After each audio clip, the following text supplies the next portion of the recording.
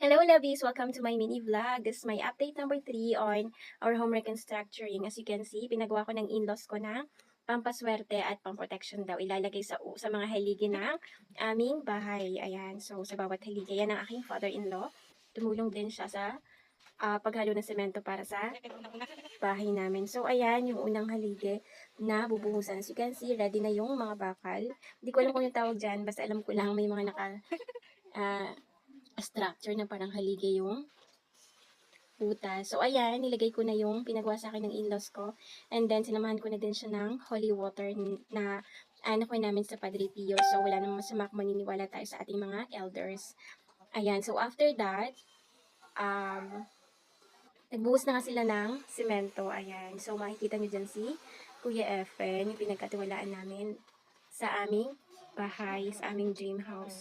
So, super duper